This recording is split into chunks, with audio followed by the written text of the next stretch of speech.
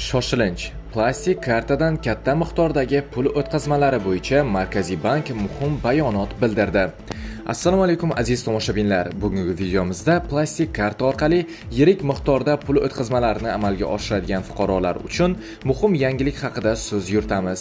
So'nggi kunlarda keng muhokamalarga sabab bo'lgan tashabbus yuzasidan Markaziy bank o'z rasmiy pozitsiyasini e'lon qildi. Bu taklif qabul qilinsa, fuqarolar uchun qanday o'zgarishlar bo'lishi mumkin? Keling, barchasini birgalikda ko'rib chiqamiz. Videoni oxirigacha tomosha qiling. Eng muhim va ishonchli yangiliklardan birinchilardan bo'lib xabardor bo'lish uchun videoga like bosing va kanalimizga obuna bo'ling. Muhim ma'lumot.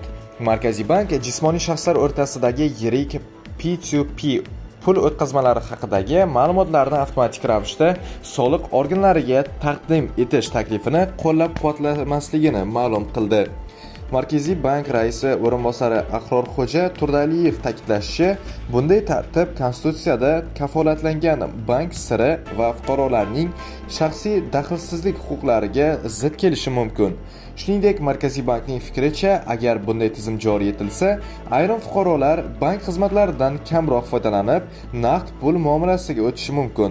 Bu esa yashirin iqtisodiyot hajmini ortishiga sabab bo'lishi ehtimoldan xoli emas. Eslatib o'tamiz, avvalroq Soliq qo'mitasi oy davomida 500 baravar bazaviy hisoblash miqdoridan ortiq P2P pul o'tkazmalari bo'yicha banklardan ma'lumot olishini nazarda tutuvchi qaror loyihasi jamiyatchilik muhokamasiga taqdim etilgan edi. Keyinchalik Soliq qo'mitasi ushbu loyiha bank siri bekor qilmasligi, shuningdek fuqarolar va tadbirkorlarning bank hisobvaraqalariga erkin kirish huquqini nazarda tutmasligi ham alohida ta'kidladi. Muhimi, hozircha bu faqat muhokama bosqichidagi loyiha hisoblanadi. Mazkur masala bo'yicha hali yakuniy qaror qabul qilinmagan va amalda hech qanday yangi tartib kuchga kirmagan. Shu bilan videomiz o'z yakuniga yetdi. Videoga like bosing, yaqinlaringiz bilan ulashing va kanalimizga obuna bo'lishni unutmang. E'tiboringiz uchun rahmat. Keyingi videolarda yana ko'rishguncha xayr.